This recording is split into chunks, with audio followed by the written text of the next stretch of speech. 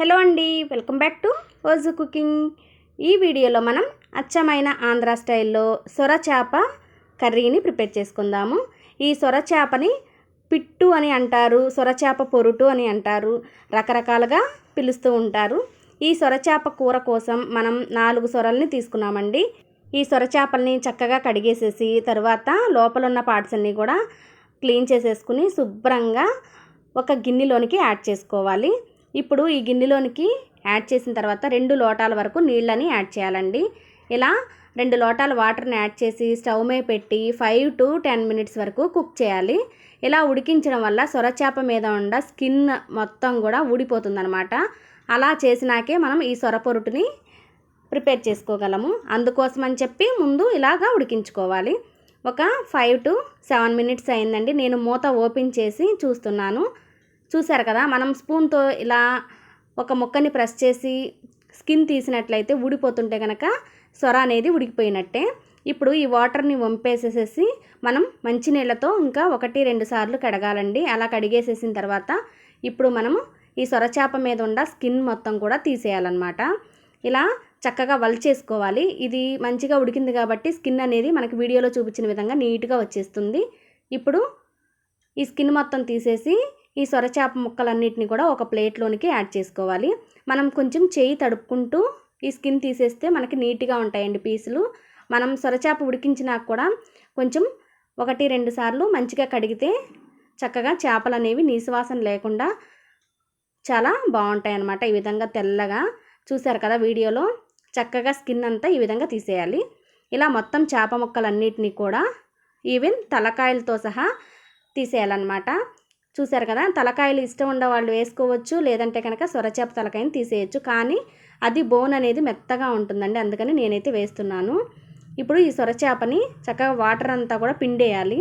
ఇలా పిండేసేసిన తర్వాత మనము ఇది చక్కగా మ్యాష్ చేసుకోవాలన్నమాట. సొరచేపలో వాటర్ పిండకపోతే కనుక ముద్దలాగా అయిపోతుందండి, పొడి పొడిలాడదు కూర అనేది. అందుకని నేను సొరచేపలో వాటర్ అంతా పిండేసి పక్కకు పెట్టుకున్నాను. ఇప్పుడు మసాలా కోసం 2 ఇంచుల అల్లం ముక్కని, ఒక చిన్న వెల్లుల్లిపాయని తీసుకుని, మనం వెల్లుల్లిపాయలు సగం తీసుకుంటే సరిపోతుందన్నమాట, లేదా చిన్న వెల్లుల్లిపాయ. దీన్ని పేస్ట్గా ప్రిపేర్ చేసుకోవాలి. దీనిలోనికి 2 ఉల్లిపాయల్ని, ఒక 2 కట్టల వరకు ఉల్లికాడని, కొంచెం కొత్తిమీరని కూడా కట్ చేసుకుని పక్కకు పెట్టేసుకున్నాను నేను. ఇప్పుడు ఈ సొరచేపని చక్కగా మనం మ్యారినేట్ చేసుకోవాలి. దీనికోసం ఒక 1/2 స్పూన్ వరకు అల్లం, మనం తీసుకున్న అల్లంలో కొంచెం దీనిలో యాడ్ చేసుకోవాలి. టేస్ట్కి తగినంత ఉప్పు మరియు ఒక 2 స్పూన్ల వరకు కారం యాడ్ చేసుకోవాలండి. మళ్ళీ మనం కారం అనేది యాడ్ చేయము, అందుకని కర్రీకి సరిపడినంత కారం యాడ్ చేసేసుకుని ఇప్పుడు దీనిలోనికి కొంచెం కొత్తిమీరని కూడా యాడ్ చేసుకుని మొత్తం కూడా మిక్స్ చేసుకోవాలి. ఇలా మిక్స్ చేసుకుని మనం మూత పెట్టేసేసి కర్రీ ప్రాసెస్ చేసుకోవాలండి. ఇలా చక్కగా మిక్స్ చేసుకుంటే మనకి ఏమవుతుందంటే సొరచేపకి ఉప్పు కారం అనేది బాగా పడుతుందన్నమాట. వాటర్ కనుక పిండకపోతే సొరచేప అనేది ముద్దగా ఉండి ఫ్రై అవ్వదండి. చక్కగా వాటర్ పిండేస్తే మనకి ఈ విధంగా పొడిపొడిలాడుతూ ఉంటుందన్నమాట. ఇప్పుడు మనం ఇది మూత పెట్టేసేసి పక్కకు పెట్టేసేసుకుని మనం కర్రీ కోసం స్టవ్ మీద ఒక వెడల్పాటి గిన్నె పెట్టుకోవాలి. ఈ గిన్నెలోనికి మనము 3-4 స్పూన్ల వరకు నూనెని యాడ్ చేసుకోవాలండి. నూనె చేపల కూర కదా అని చెప్పి ఎక్కువ వేయకూడదు, ఎందుకంటే మనకి సొరకూర అనేది పొడిపొడిలాడుతూ ఉండదన్నమాట. నూనె ఎక్కువైతే ముద్దగా అయిపోతుంది, అందుకని నూనె మాత్రం చాలా తక్కువగా వేసుకోవాలి. ఇప్పుడు దీనిలోనికి పొడవుగా కట్ చేసిన 3 పచ్చిమిరపకాయలని యాడ్ చేసుకోవాలి. దీనిలోనికి మనం పొడవుగా కట్ చేసి పెట్టుకున్న ఉల్లికాడ ఉంది కదా, ఉల్లికాడ ముక్కలను కూడా యాడ్ చేసేసుకోవాలి. తర్వాత 2 ఉల్లిపాయలని కట్ చేసి పెట్టాం కదా, ఈ 2 ఉల్లిపాయలను కూడా చక్కగా యాడ్ చేసేసుకోవాలి. మొత్తం కూడా మనం గోల్డ్ కలర్ వచ్చే వరకు ఫ్రై చేసుకోవాలన్నమాట. ఇవన్నీ ఒక్కసారి మిక్స్ చేసేసుకుని లో ఫ్లేమ్లో ఉంచి మనం పొడి మసాలాని ప్రిపేర్ చేసుకుందామండి. మనం ఆయిల్ తక్కువ వేసాం కాబట్టి నిదానంగా ఆనియన్స్ అనేవి ఫ్రై అవుతాయి అన్నమాట. ఇప్పుడు ఒక మిక్సీ జార్ తీసుకుని దీనిలోనికి ఒక 10 లవంగాల్ని, ఒక దాల్చిన చెక్కని చిన్న చిన్న ముక్కలుగా కట్ చేసుకుని దాల్చిన చెక్క ముక్కల్ని, 2 స్పూన్ల వరకు ధనియాలని, 1 స్పూన్ వరకు జీలకర్రని, కొంచెం వెల్లుల్లిపాయని యాడ్ చేసుకోవాలి. నేను ఇంతవరకే పొడి మసాలాని యాడ్ చేస్తున్నానండి. పొడి మసాలా దినుసులు ఎక్కువ వేయవలసిన అవసరం లేదు. మనకి ఈ సొరకూర అనేది మసాలాతో పని లేకుండానే టేస్ట్ఫుల్గా ఉంటుంది. కాకపోతే కొంచెం మసాలా అనేది యాడ్ చేయాలి కాబట్టి మనం ఇలాగా లైట్ మసాలాని యాడ్ చేసుకుందాము. ఇప్పుడు దీనిలోనికి వెల్లుల్లిపాయ రెబ్బల్ని ఒక 3 లేదా 4 వరకు యాడ్ చేస్తే సరిపోతుందన్నమాట. చక్కగా ఇప్పుడు దీన్ని మెత్తగా గ్రైండ్ చేసేసి పక్కన పెట్టేసుకోవాలి.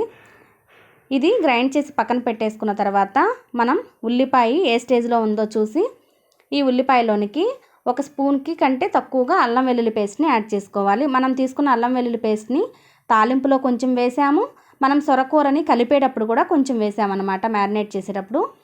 ఇప్పుడు దీనిలోనికి 1 పావు స్పూన్ వరకు పసుపుని యాడ్ చేసుకోవాలి.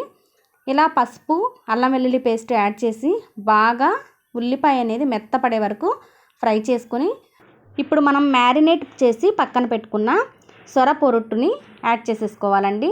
చక్కగా ఈ విధంగా సొరని యాడ్ చేసేసిన తర్వాత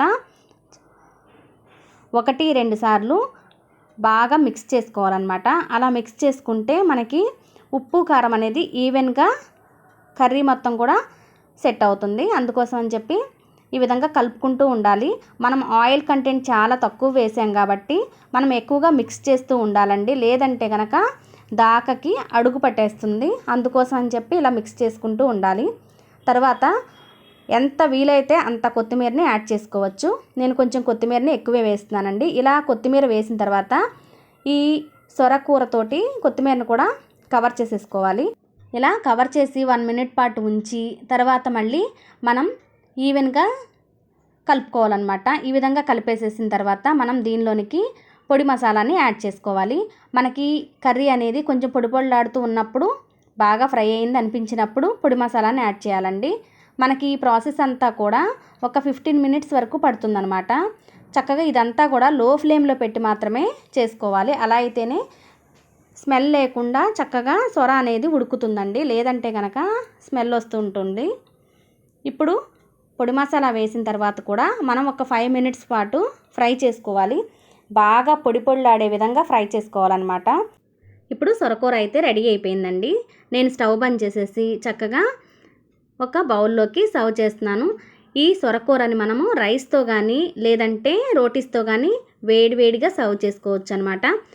సొరకూర మనకి గోల్డ్ కలర్ కంటే మించిన కలర్లో ఉంటుంది. ఇది మనం ఆయిల్ తక్కువ వేసినప్పుడు మాత్రమే పొడి పొడిలాడుతుందనే విషయం కూడా మనం గుర్తుపెట్టుకొని ఈ కర్రీని అయితే ప్రిపేర్ చేసుకోవాలి. చూసారు కదండి, చాలా చాలా వేడివేడిగా పొడి పొడిలాడే విధంగా ఉన్న సొరకూర అచ్చమైన ఆంధ్ర స్టైల్లో ప్రిపేర్ చేసేసుకున్నాము. ఎక్కువ మసాలా ఐటమ్స్ యూజ్ చేయకోకుండా చాలా చాలా టేస్ట్ఫుల్గా మనం ఈజీగా ప్రిపేర్ చేసేసుకున్నాం అనమాట. నేను చేసిన ఈ సొరకూర వీడియో మీకు నచ్చినట్లయితే మీరు కూడా ఈ విధంగా ట్రై చేసేయండి. ఓజు కుకింగ్ని ఫస్ట్ టైం చూస్తుంటే కనుక సబ్స్క్రైబ్ చేసి బెల్ ఐకాన్ని ఆల్లో ఉందో లేదో చెక్ చేయండి. Thank you.